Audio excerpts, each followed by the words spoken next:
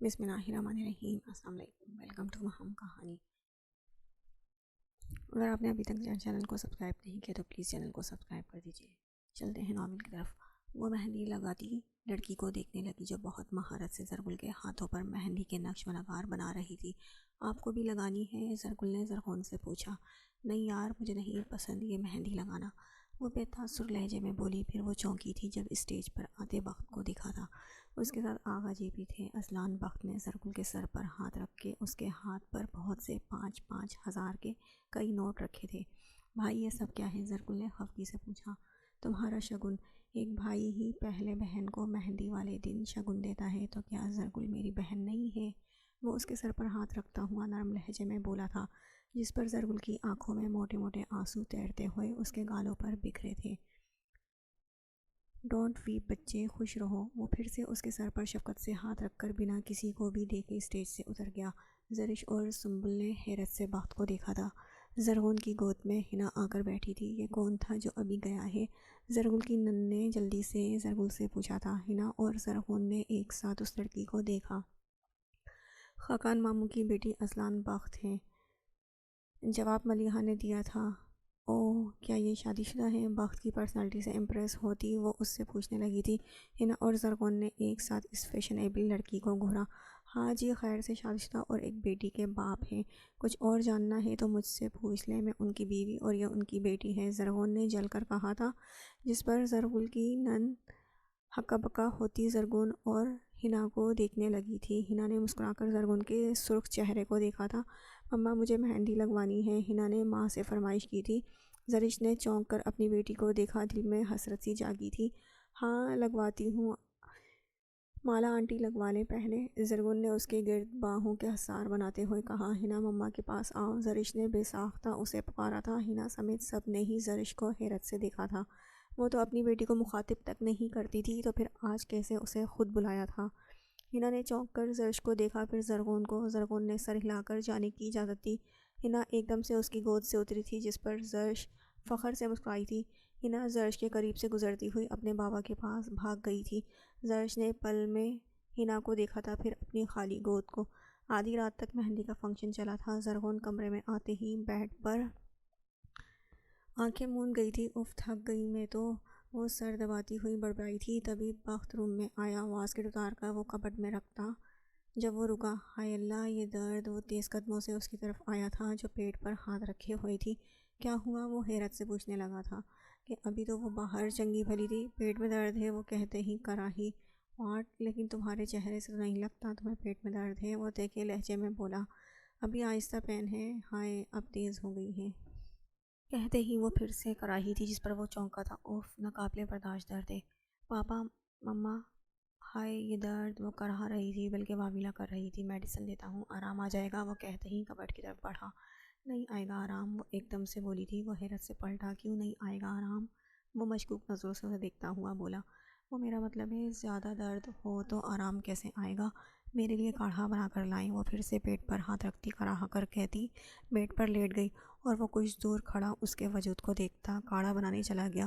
وہ اٹھ کر بیٹھی۔ مزہ چکھا کر رہوں گی میں آپ کو، وہ دانت پیس کر کہتی، پھر سے پیٹ پر ہاتھ رکھ کر اونچا اونچا کراہنے لگی۔ 5 منٹ بعد وہ کاڑھا لے کر آیا تھا۔ پیو، وہ اس کی طرف کپ بڑھاتا ہوا بولا۔ مجھ سے نہیں پیا جائے گا، درد ہو تو کہاں کچھ کھایا پیا جاتا ہے۔ ہائے بابا، آپ کی بیٹی مرنے لگی ہے، منہ دیکھ جائیں آخری دفعہ اپنی بیٹی کا، وہ اس سے کہتی پھر سے واویلے کرنے لگی تھی۔ وہ آنکھیں سکیڑے اسے دیکھنے لگا۔ سیریسلی پیٹ کے درد سے ہی تم فوت ہونے لگی ہو؟ وہ کمر پر ہاتھ رکھتا ہوا بولا۔ موت آئی ہو تو چھوٹے موٹے بہانے ہی تو بنتے ہیں، وہ کراہتے ہوئے بولی۔ اوف! وہ گہرا سانس لیتا ہوا ماتھا مسلتا ہوا اس کے قریب آیا۔ چلو ڈاکٹر کے پاس لے چلتا ہوں، وہ اس کی کلائی تھامتے ہوئے بولا۔ میں نہیں جاؤں گی، آپ بس یہیں بیٹھ جائیں، میں کسی ڈاکٹر کے پاس نہیں جاؤں گی، میں خود ڈاکٹر ہوں، مجھے پتہ ہے اس درد کا علاج ڈاکٹر کے پاس نہیں ہے۔ وہ بیٹھتی ہوئی گھبرا کر پھر سے واویلا کرنے لگی تھی، جبکہ وہ اب اسے مشکوک نظروں سے دیکھنے لگا تھا۔ بہانہ بنا رہی ہو؟ وہ کمر پر ہاتھ رکھتا سنجیدگی سے بولا۔ وہ اسے دیکھتی ہوئی بھوکلائی تھی۔ یہ لڑکی ٹھیک بھی ہے یا نہیں، یا پھر کہیں چلی گئی ہے؟ وہ دونوں ہاتھ کمر پر رکھے ارد گرد دیکھتا ہوا سوچنے لگا، جبکہ پیچھے بڑے سے پتھر پر بیٹھی زرغون بہت جانچتی ہوئی نظروں سے اپنے بھائی کو دیکھ رہی تھی۔ یہ کسے تلاشا جا رہا ہے؟ وہ اس کے قریب آتی آئی برو اچکا کر بولی۔ وہ گہرا سانس لیتا مسکرایا۔ وہ لب دباتا ہولے سے مسکراتا ہوا بولا، چل جھوٹے، میرے سے چھوٹے ہو اور چھوٹے ہی رہو گے، سیدھے سیدھے بتاؤ ورنہ خیر نہیں ہوگی تمہاری۔ ایک بات بتا دوں تمہاری، میں ارینج میرج کروں گی، وہ بھی اپنی پسند کی لڑکی سے۔ پتہ نہیں کیسی لڑکی پسند کرو گے تم، اور وہ بھی تمہیں لیتی چلتی بنی تو مجھے تو کوئی معصوم سی لڑکی چاہیے۔ وہ سٹارٹ ہو چکی تھی نان اسٹاپ بولنا۔ وہ ہولے سے مسکراتا آپی کو باہوں کے حالے میں لے آیا۔ آپ کا بھائی آپ کی ہی پسند کی ہوئی لڑکی سے شادی کرے گا، یہ وعدہ رہا حنان لاشاری کا۔ وہ اس کے سر پر ہاتھ رکھتا مضبوط لہجے میں بولا۔ وہ مسکرائی، میں فلرٹ وغیرہ کرنے کی بھی اجازت نہیں دوں گی بچوں، وہ اس کے ساتھ چلتی ہوئی بولی تھی۔ جواباً وہ شرارت سے مسکرایا تھا۔ وہ دونوں چونکے، ایک بلیک گاڑی سرعت سے ان کے سامنے آ کر رکی تھی۔ گاڑی کے اندر سے نکلتا شخص دونوں کو شوق میں ڈال گیا تھا۔ زرغون نے ایک دم سے حنان کا بازو تھام لیا تھا۔ پناہ بھی ڈھونڈی تو اپنے سے چھوٹے شخص کی۔ ایلی طنزیہ مسکان سے سر جھٹک کر بولا، سہارا چھوٹا بڑا نہیں ہوتا، سہارا تو سہارا ہوتا ہے، پھر وہ چاہے ایک درخت کا ہی کیوں نہ ہو، اور تم جیسوں سے تو میں نمٹنا اچھے سے جانتا ہوں۔ میں تمہاری ہمت کیسے ہوئی میری آپی کا راستہ روکنے کی؟ 1 سال جیل میں رہ کر سکون نہیں آیا تھا تمہیں؟ اگر اس بار تم نے میری بہن کو کوئی نقصان پہنچانے کی کوشش کی تو جان سے مار دوں گا۔ حنان اس کا گریبان ہاتھوں میں لیتا اونچی آواز میں نفرت سے پھنکارا تھا۔ زرغون وہیں کھڑی رہی جبکہ ایلی طنز سے مسکرا دیا۔ سالے صاحب کو غصہ بہت آگے کا جملہ حنان کے تھپڑ نے روک دیا تھا۔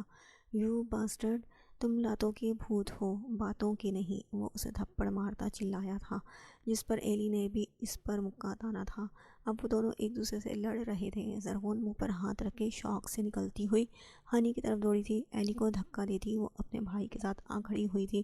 خبردار، اگر میرے بھائی پر ہاتھ اٹھایا تو میں جان سے مار دوں گی تمہیں، کمینہ انسان۔ وہ انگلی اس کے چہرے کے سامنے گھماتی اسے دھمکی دے گئی تھی۔ ایلی مسکرایا، جس پر حنان غصے سے پھر اس کی طرف بڑھا تھا۔ جب زرغون نے سرعت سے اسے قابو کیا، ہنی چلو یہاں سے، اسے تو بخت ہی سیٹ کریں گے۔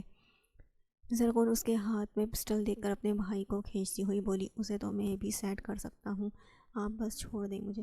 حنان نے قہر بھری نظروں سے ایلی کو دیکھتے ہوئے کہا، ہنی چلو یہاں سے، تمہیں میری قسم بس چلو یہاں سے، یہ سائیکو ہے، اگر اس نے تم پر گولی چلا دی تو میں اپنے بھائی کو کچھ نہیں ہونے دوں گی۔ ایلی تمسخر سے مسکرا رہا تھا، جس پر حنان نفرت سے اس کی طرف بڑھنے کی کوشش کر رہا تھا، لیکن وہ اسے کھینچ کھانچ کر لے گئی تھی۔ حنان نے جاتے جاتے اس کی گاڑی کا نمبر نوٹ کر لیا تھا۔ زرغون صرف ایلی کی ہے، نہ کہ بخت کی، اسے تو میں دیکھ لوں گا، بلکہ اگلے جہاں پہنچا دوں گا، بس کچھ عرصہ اور خوش رہ لو مائی ڈیئر۔ وہ پسٹل انگلی میں گھماتا ہوا طنزیہ مسکان سے بولا تھا، شادی کا دن ہے، سو کام ہے مجھے۔ کچن میں کھڑی چائے بناتی ساتھ ساتھ جھنجھلا بھی رہی تھی۔ چائے بنانا سو کا کام ہے کیا؟ جو لوگ کہتے ہیں چائے بنانا بھی کوئی کام ہے، میرا سیاپا قسم سے۔ چائے کو کپ میں چھانتی وہ بڑبڑا رہی تھی۔ ناک پہ بہت غصہ دھرا تھا کیونکہ وہ پھر سے تیار شیار ہو کر جو نکل چکا تھا۔ میں بھی 2 مہینے بعد نکل جاؤں گی، آپ کی زندگی سے پیچھے منہ دیکھتے رہ جائیں گے سب۔ چائے کا سپ لیتی غصے سے بولی۔ جب حنان اندر آیا، آپی پلان ریڈی ہے کیا؟ حنان اندر آتا ہوا بولا۔ وائٹ شرٹ بلیک پینٹ میں وہ بہت چارمنگ لگ رہا تھا۔ زرغون کے مقابلے میں اس کا رنگ فیئر تھا۔ ہاں آ جاؤ تم بھی مجھے ستانے۔ بات سنو، اپنے بھائی صاحب پر بھی نظر رکھ لیا کرو، کہیں ہاتھوں سے ہی نہ نکل جائے موصوف۔ وہ چائے پیتی ناک چڑھا کر بولی، اوف میری آپی کی جیلیسی۔ وہ اس کا چہرہ دیکھتا مسکرا کر بڑبڑایا تھا، نہیں نکلتے ہاتھوں سے، اگر نکلے تو آپ کا بھائی پھر سے کھینچ لائے گا، یو ڈونٹ وری۔ وہ کندھے اچکاتا ہوا بولا جبکہ وہ سر جھٹک کر رہ گئی۔ ایک بات کہوں، وہ چائے پیتی ہوئی بولی، دل کر رہا ہے تمہاری پھینٹی لگا لوں، بہت تنگ کرنے لگے ہو، جس پر حنان کو خطرے کی گھنٹی بجتی محسوس ہوئی تھی۔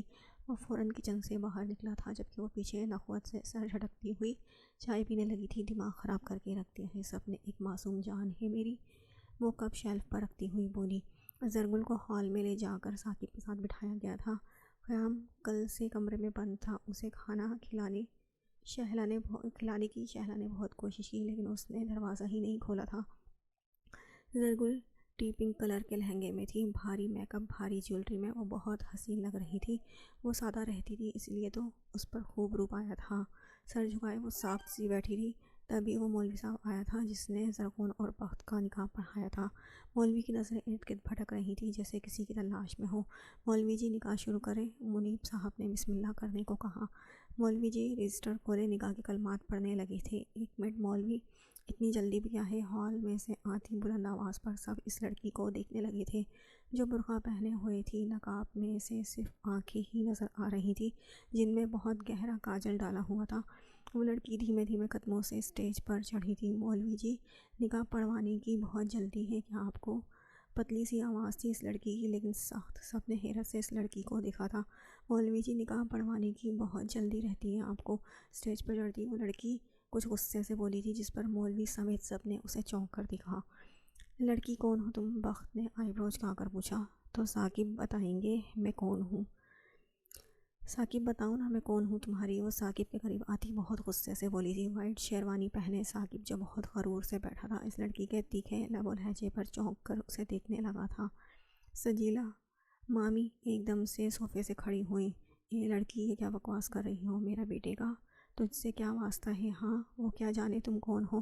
سجیلا بیگم اپنے بیٹے کی طرف سب کو سوالیہ نظروں سے دیکھ کر جلدی سے بولی، کون ہو تم اور یہ سب کیا کہہ رہی ہو؟ بخت اس کی طرف آتا ہوا بے تاثر لہجے میں بولا، میں نے کہا تو ہے ثاقب سے پوچھ لیں۔ وہ لڑکی کندھے اچکا کر بولی، نکاح شروع کریں مولوی جی، یہ کوئی پاگل ہے جو پاگل خانے سے اٹھ کر آ گئی ہے میرے بیٹے کی شادی تڑوانے؟ مر مٹی ہوگی اس کی وجاہت پر۔ سجیلا بیگم اس لڑکی کے وجود کو نفرت سے دیکھتی ہوئی بولی۔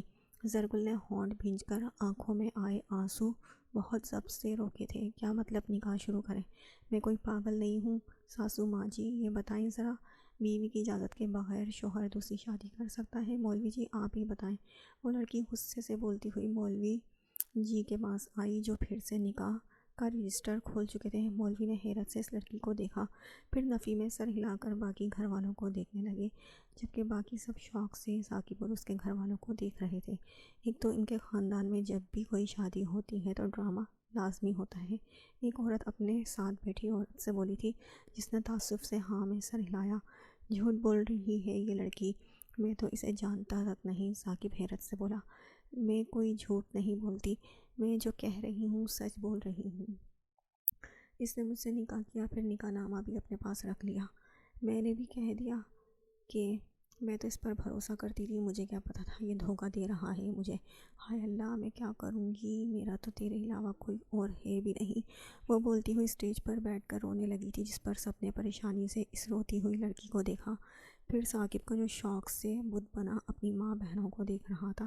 یہ کون سی والی ہے؟ سجیلا بیگم بیٹے کے کان میں بہت غصے سے بولی، پتہ نہیں امی جان، وہ تو جرمنی میں ہے، یہاں تو میں نے کوئی نکاح نہیں کیا تھا۔ ثاقب چہرے سے پسینہ صاف کرتا ہوا بھوکلا کر بولا کہ دور کھڑا بخت بہت خونی نظروں سے اسے دیکھ رہا تھا۔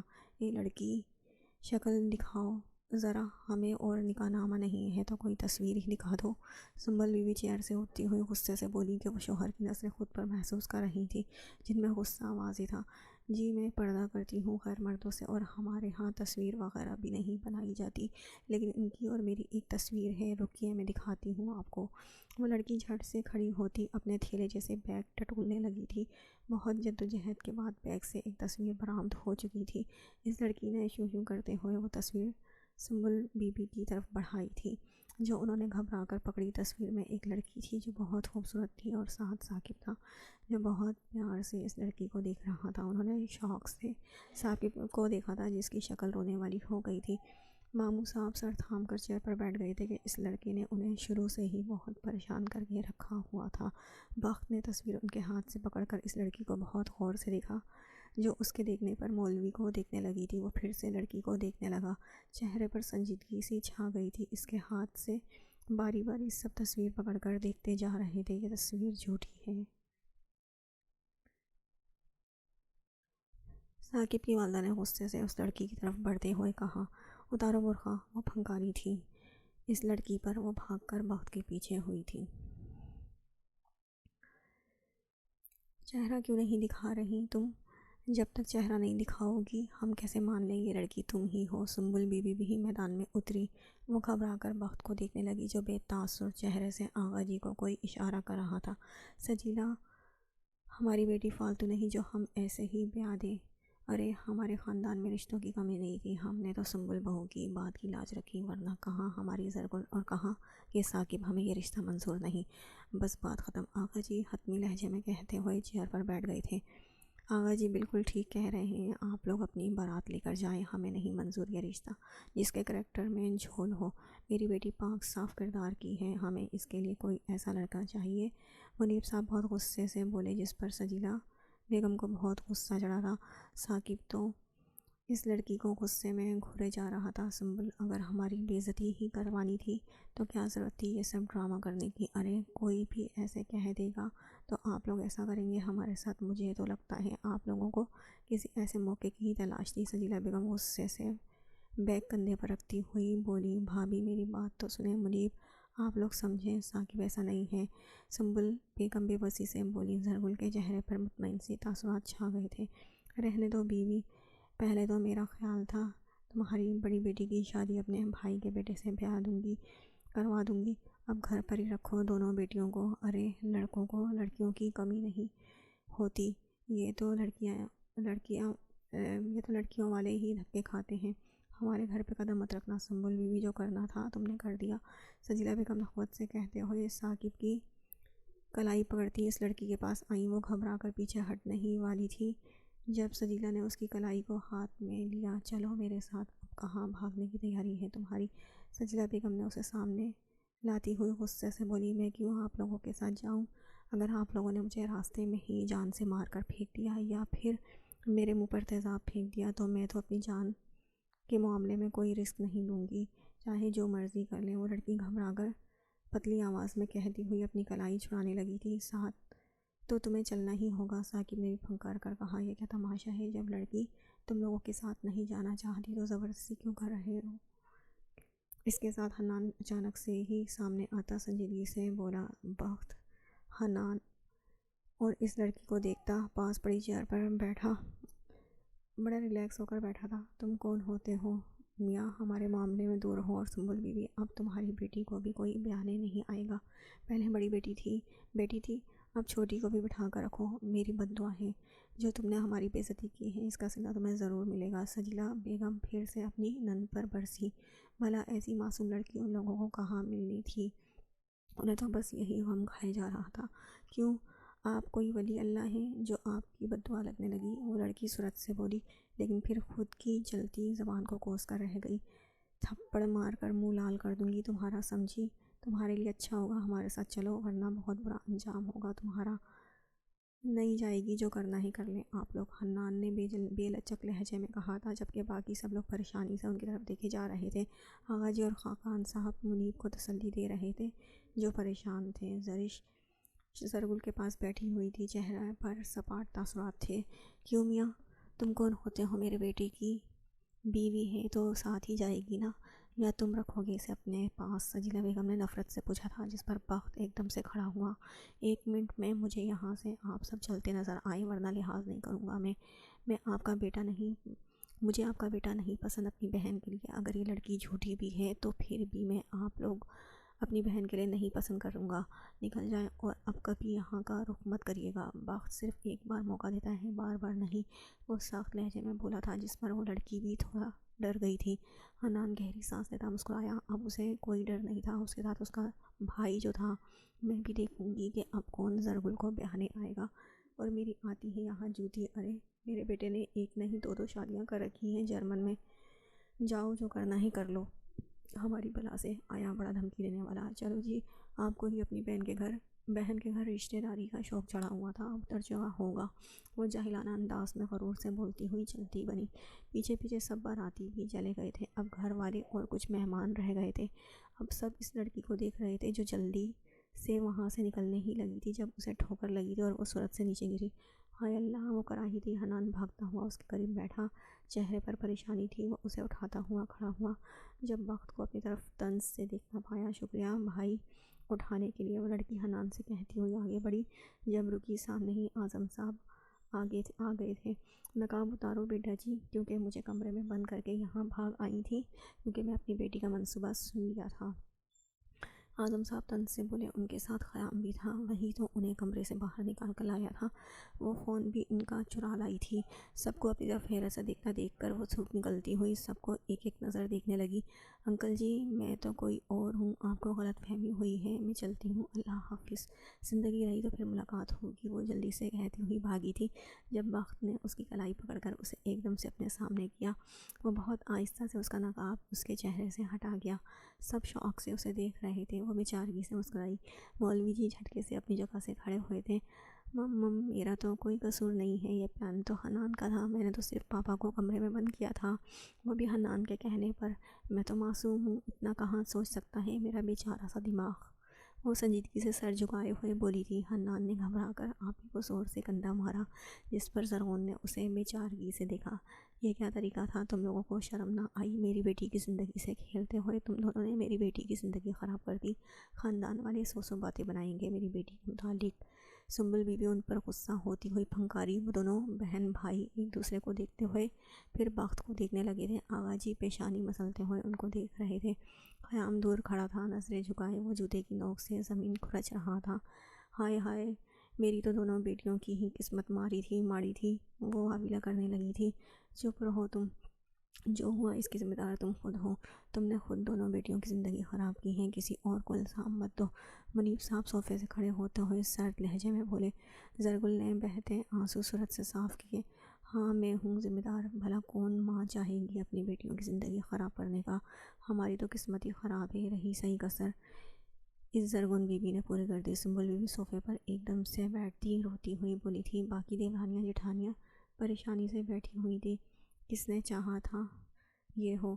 ینگ جنریشن بھی پریشان سی تھی، زرغون اور حنان کو دیکھ رہی تھی۔ اچانک ہی خیام کو دیکھنے لگا، پھر سر جھکائے روتی زرگل کو وہ کچھ سوچتا ہوا آغا جی کی طرف چلا گیا۔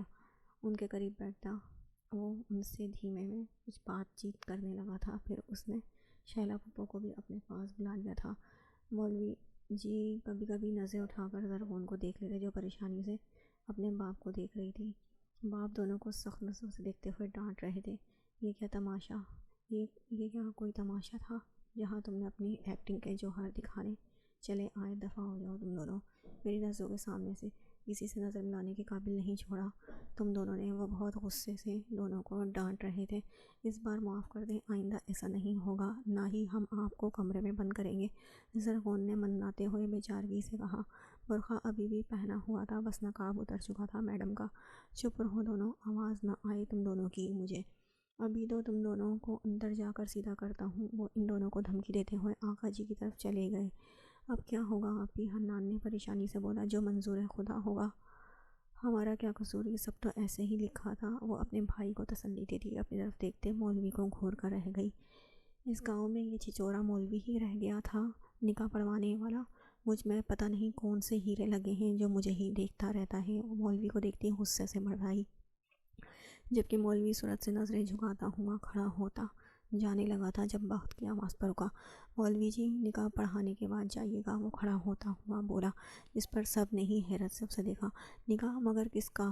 سنبل بی بی حیرت سے بولی۔ زرگل اور خیام کا۔ اس نے خیام کو دیکھتے ہوئے سنبل چاچی کو جواب دیا، جس پر سب حیرت سے کھڑے ہوتے اسے دیکھنے لگے۔ خیام نے بے یقینی سے بخت کو دیکھا۔ زرگل ہونٹوں کو کاٹتی ہوئی رونے لگی تھی، جس پر زرغون اس کی طرف بڑھتی اسے سینے سے لگا گئی تھی۔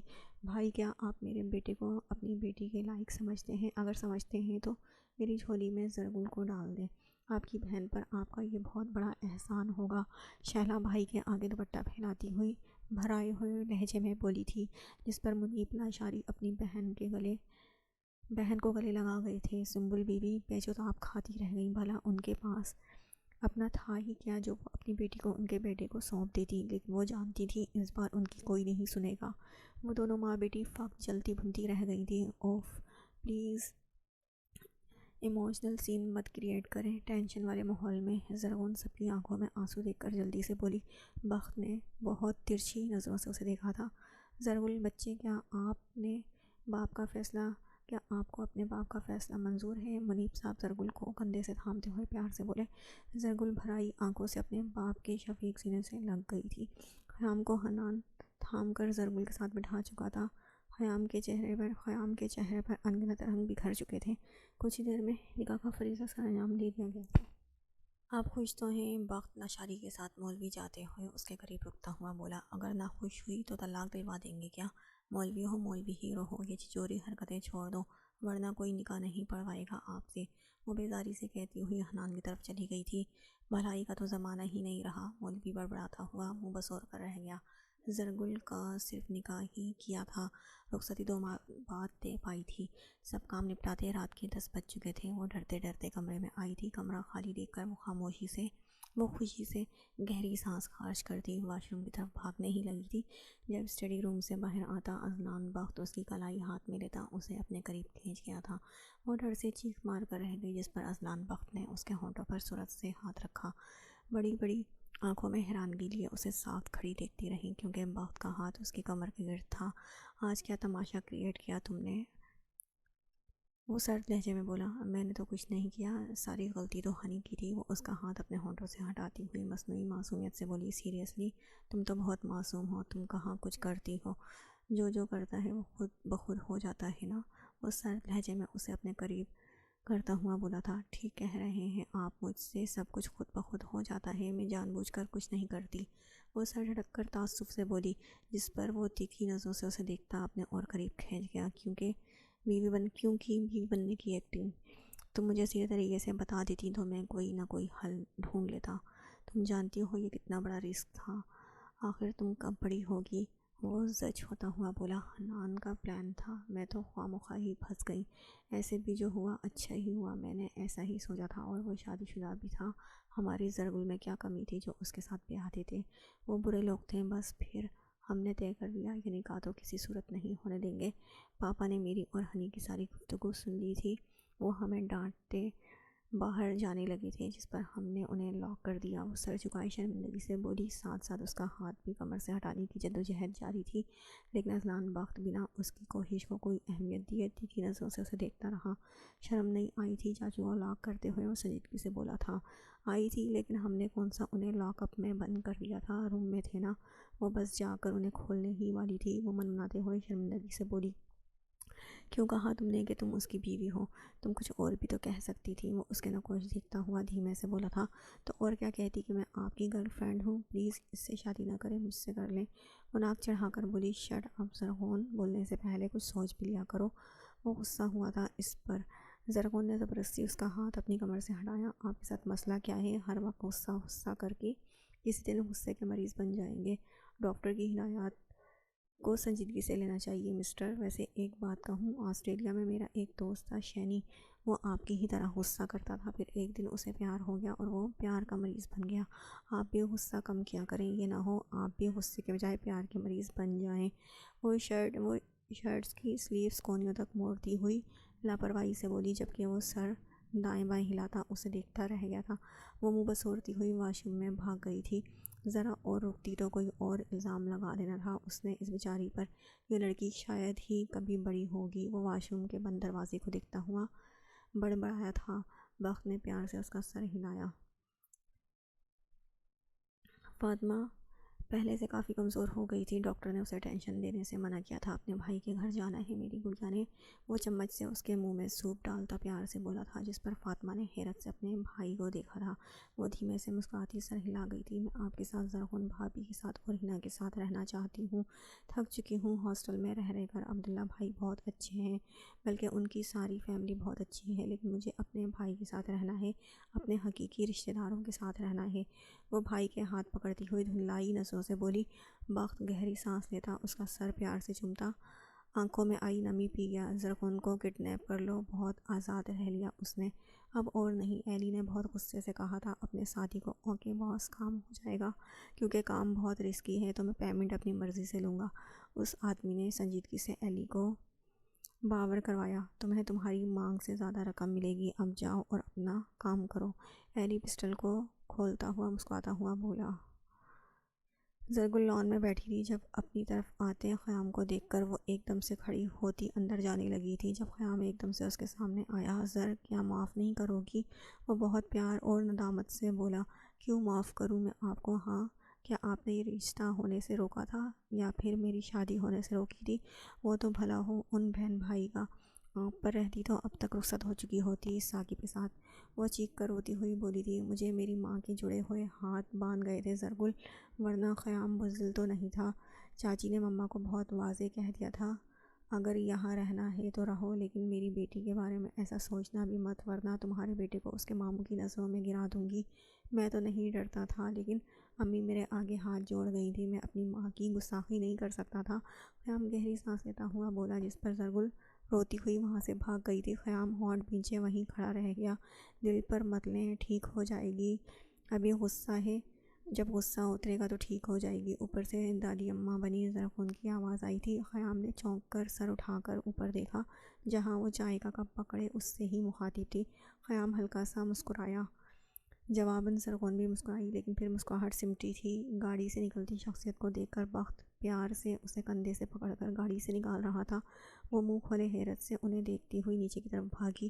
خیام بھی حیرت سے انہیں دیکھتا ہوا بخت کی طرف بڑھا۔ بھائی یہ کون ہے؟ خیام نے حیرانگی سے بولا۔ بخت سنجیدگی سے اسے دیکھتا فاطمہ کو دیکھنے لگا، جو بخت کو ہی دیکھ رہی تھی۔ یہ اذلان بخت کا کل سرمایہ ہے، وہ دھیمے لہجے میں بولا۔ فاطمہ اس کی بات پر مسکرائی تھی، جبکہ خیام اور وہ دونوں صاف کھڑے تھے، ان دونوں کو دیکھنے لگے۔ صاف کھڑے ان دونوں کو دیکھنے لگے۔ کر لی نا چوتھی شادی؟ وہ صدمے سے چلائی تھی، جس پر خیام، بخت اور فاطمہ اسے حیرت سے دیکھنے لگے تھے، جس کے چہرے پر غصہ بہت واضح تھا۔ کر لی نا چوتھی شادی؟ وہ صدمے سے چلائی تھی، جس پر اذلان، بخت سمیت سب نے ہی اسے حیرت سے دیکھا، جو کمر پر دونوں ہاتھ رکھے بہت غصے سے انہیں دیکھ رہی تھی۔ اذلان فاطمہ کو ایک سائڈ پہ کھڑا کرتا، وہ بہت غصے سے اسی طرف بڑھا تھا۔ لا حول ولا قوت! وہ غصے سے بولا، یہ کیا بکواس تھی؟ وہ اس کا بازو ہاتھ میں جکڑتا ہوا بھینچے ہوئے لہجے میں بولا، بکواس نہیں تھی، جو دیکھا ہے وہی بولا ہے میں نے۔ میں کوئی کن ذہن نہیں ہوں جو کچھ سمجھ نہ سکوں۔ وہ بھی جواباً غصے میں بولی تھی۔ شٹ اپ احمق لڑکی، ایک دم کن ذہن ہو، دماغ تو تم میں نام کا بھی نہیں ہے، بس زبان ہی ہے، وہ بھی 2 فٹ لمبی۔ پتہ نہیں کس الو کے پٹھے نے تمہیں ڈاکٹری میں پاس کر دیا تھا۔ وہ بہت غصے سے اس کے قریب آتا ہوا پھنکارا، بہت مرچیں لگ رہی ہیں نا آپ کو، اور لگے میری بلا سے، میں کوئی مری نہیں جا رہی آپ کے لیے، میں تو یہ سب کچھ آغا جی کی وجہ سے ہی کہہ رہی ہوں۔ کیا عزت رہ گئی ان کی اتنے لوگوں میں؟ اللہ معاف کرے، لوگوں سے ایک ایک شادی نہیں ہوتی، اور یہاں موصوف 4 رچا کر بیٹھ گئے ہیں۔ میں پوچھتی ہوں، آپ کو کوئی اور کام نہیں ملتا کرنے کو؟ وہ ہاتھ نچا کر بولتی۔ فاطمہ اور خیام کو حیرت میں ڈال گئی تھی۔ وہ کہتے ہی ہاتھ اس پر اٹھا گیا تھا۔ زرخون نے ایک دم سے آنکھیں بیچی تھی، جب 1-2 سیکنڈ تک پھر منہ پر نہیں پڑا تو وہ آہستہ سے آنکھیں کھولتی ہوئی اسے دیکھنے لگی۔ جو ہوا میں ہاتھ اٹھائے اسے قہر بھری نظروں سے دیکھ رہا تھا۔ وہ گھبراہٹ سے ایک دم پیچھے ہٹی تھی، اتنا غصہ اس نے اس کے چہرے پر پہلے کبھی نہیں دیکھا تھا۔ فاطمہ صورتحال سنگین ہوتی دیکھ کر ان کے قریب آئی۔ بھابی! فاطمہ کا بھابی کہنا اسے چونکا گیا تھا۔ چلو فاطمہ اندر، وہ فاطمہ کی طرف رخ کرتا سرد لہجے میں بولا۔ 1 منٹ بھائی پلیز، فاطمہ اذلان سے کہتی ساکت کھڑی زرخون کے ہاتھ تھام گئی تھی۔ فاطمہ اس کا ہونک بنا چہرہ دیکھتی مسکرائی۔ میں فاطمہ عمیر ہوں، اذلان بھائی کی بہن، ہماری مما ایک تھی، بس فادر الگ الگ ہیں۔ میں اب اپنے بھائی اور آپ سب کے ساتھ ہی رہوں گی۔ بھائی لے آئے ہیں مجھے ہمیشہ ہمیشہ کے لیے، ہے نا بھائی؟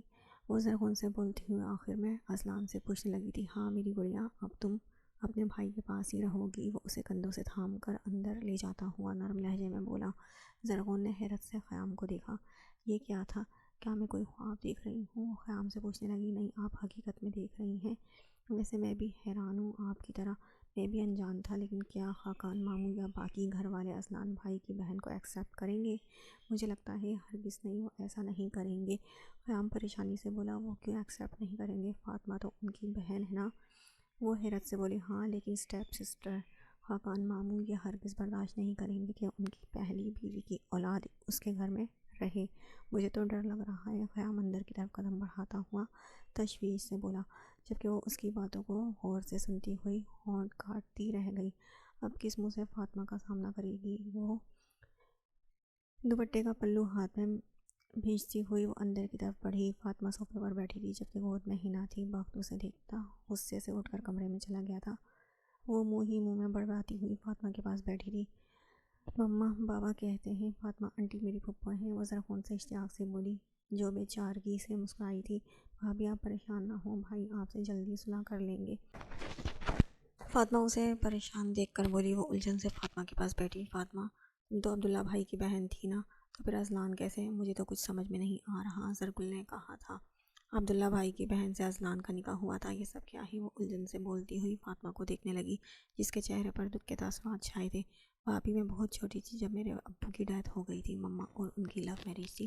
ابو کے ہوتے تو ہم بہت مزے کی زندگی جی رہے تھے، لیکن ان کی وفات کے بعد ہم پر زندگی ایک دم سے بہت تنگ ہو گئی تھی۔ میرے سگے رشتے، میری دادی چاچو چاچیوں نے میری امی کی زندگی کو بہت تنگ کر دیا تھا۔ ہم سے کام لیا جاتا، جب دل کرتا مار بھی لیا جاتا۔ پھر ایک دن امی نے مجھے بتایا کہ فاطمہ روتی کیوں ہو، ہمارا ایک اور سہارا بھی تو ہے، تمہارا بھائی اذلان بخت۔ پھر کیا تھا، میں اٹھتے بیٹھتے بھائی کی باتیں کرتی۔ مجھے تو بھائی کا ایک ایک نقش یاد ہو گیا تھا، وہ کیسے دکھتے ہیں، وہ کیا شوق سے کھاتے ہیں، وہ غصہ بہت کرتے ہیں۔ یقین کریں امی سے زیادہ مجھے بھائی سے محبت ہو گئی تھی۔ آنکھوں میں ڈھیر سارے آنسو لیے وہ بولے جا رہی تھی۔ سارا سارا دن بھائی کا انتظار کرتی، لیکن وہ ہمیں لینے نہ آئے۔ میں بہت بیمار ہو گئی تھی۔ امی کہا کرتی تھی بھائی مجھ سے 13 سال بڑے ہیں، مجھے کسی نے ڈاکٹر کو نہ دکھایا۔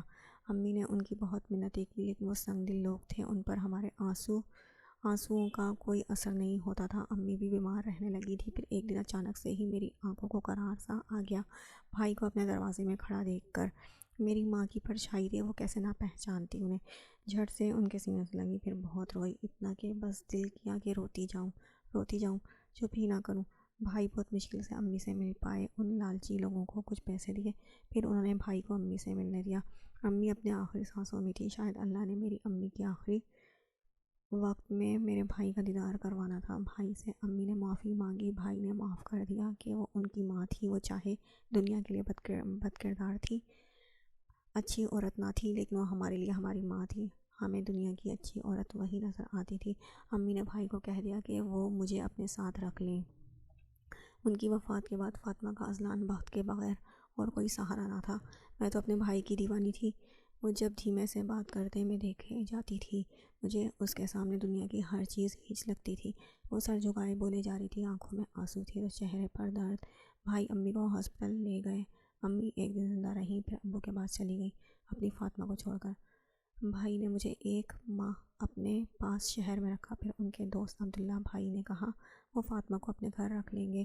بھائی جانتے تھے کہ ان کے گھر میں میرے وجود کو برداشت نہیں کیا جائے گا۔ وہ کہتے ہوئے چپ ہوئی۔ عبداللہ بھائی کی ایک بہن تھی نازنین، وہ بہت پیاری شکل کی تھی، وہ وکیل بن رہی تھی۔ میرے ساتھ وہ بہت پیار سے پیش آتی تھی۔ عبداللہ بھائی نے زبردستی ان کا نکاح بھائی سے کروا دیا تھا، جس پر انہوں نے نکاح کے تیسرے دن ہی خلا کا دعویٰ کر دیا تھا۔ نازنین آپا کو ان کے گھر سے بے دخل کر دیا گیا تھا، لیکن اذلان بھائی نے انہیں سمجھا کر نازنین اور انہیں سمجھایا کہ ان کے ستارے نہیں ملتے، ایسے ہی ہونا تھا، تقدیر میں لکھا تھا۔ انہوں نے عبداللہ بھائی کے گھر والوں کو کہہ دیا کہ وہ نازنین کو معاف کر دیں۔ اب نازنین آپی دبئی میں ہوتی ہیں اپنے شوہر کے ساتھ۔ ان کے گھر والے ابھی بھی ان سے بہت کم بات چیت کرتے ہیں۔ میں ہاسٹل میں رہتی تھی، اگر چھٹیاں ہوتی تو عبداللہ بھائی کی طرف آ جاتی۔ بھائی مجھ سے ملتے رہتے تھے، وہ بھی بہت محبت کرتے ہیں مجھ سے۔ وہ بھی زرخون کی طرح بولنے کی شوقین لگتی تھی۔ شاید ہنا اور زرخون بہت محبت سے اسے سن رہی تھی۔ زرخون کی آنکھوں میں آنسو تھے تو ہنا باقاعدہ رو رہی تھی۔ آپ اور ہنا مجھے بہت پیاری ہیں۔ آنکھوں میں آنسو لیے وہ بھرائے ہوئے لہجے میں بولی، جس پر زرخون نے اسے بے ساختہ اپنے گلے سے لگایا تھا۔ فاطمہ تم تو میری آج سے چھوٹی بہن ہو، تم زندگی کے ہر قدم پہ مجھے اپنے ساتھ پاؤ گی، اور مجھے اور ہنا کو بھی تم بہت پیاری ہو، قسم سے۔ کیوں ہنا؟ زرخون فاطمہ کا سر چوم کر کہتی۔ اینڈ پر ہنا سے پوچھنے لگی، بالکل پھپھو، آپ ہم دونوں کو اپنے ساتھ پائیں گی؟ وہ آنسو انگلیوں سے صاف کرتی ہوئی بولی تھی، جس پر فاطمہ نے اسے بے ساختہ اپنے ساتھ بھیجا۔ دروازے میں کھڑا قیام مسکراتا پلٹ گیا تھا، ہاتھوں کی انگلیوں کو آپس میں الجھائے وہ اس کے قریب آئی، جو بالکنی میں کھڑا تاروں بھرے آسمان کو دیکھ رہا تھا۔ آج سب پاس والے گاؤں میں شادی پر گئے ہوئے تھے، جو کہ اپنے رشتہ داری میں تھے۔ زرخون قیام بخت ہنا کے سوا سب شادی پر تھے، اسی لیے کسی کو ابھی تک فاطمہ کے بارے میں پتہ نہیں لگا تھا۔ وہ اس کی موجودگی کو محسوس کرتا پلٹ کر اندر کی طرف جانے لگا تھا، جب وہ سرعت سے اس کے سامنے آئی۔ اورنج قمیض، نیچے وائٹ چکن کی کڑھائی والا پلازو پہنے، اورنج سفید پٹی والا دوپٹہ کندھے پر لاپرواہی سے پڑا ہوا تھا۔ سفید रिबन سے بالوں کو قید کیے وہ سر جھکائی شرمندگی چہرے پر سجائے بہت معصوم لگ رہی تھی۔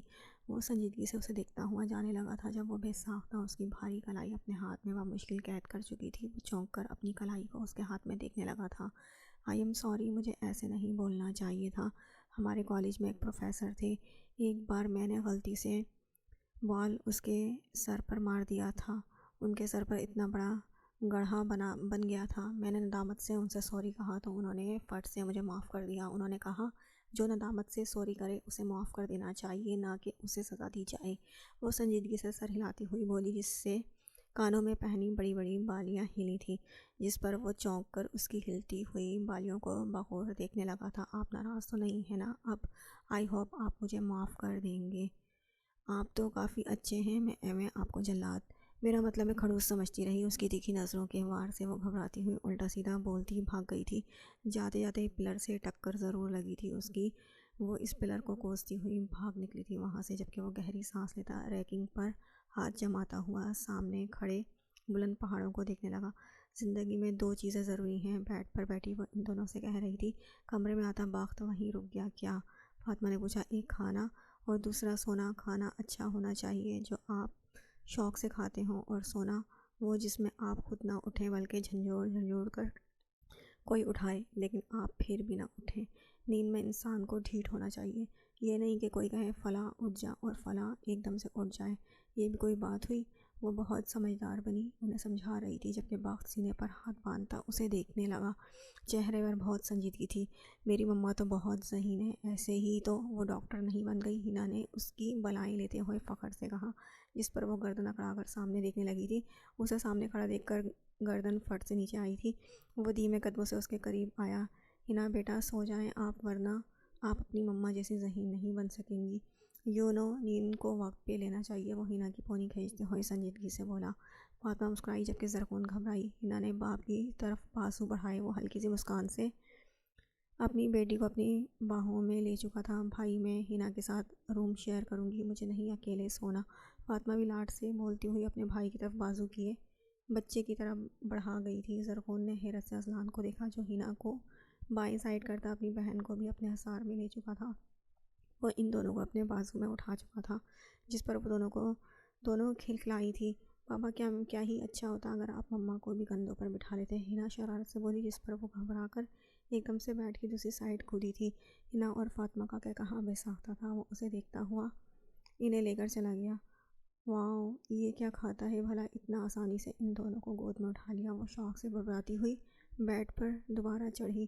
رات کے 12 بج رہے تھے۔ وہ پیٹ پر ہاتھ رکھ کے کچن میں کھڑی تھی۔ بھوک سے برا حال تھا اس کا، کچھ بھی تازہ نہیں بنایا اس اقصیٰ کی بچی نے۔ صبح لگ جا تو میرے ہاتھ۔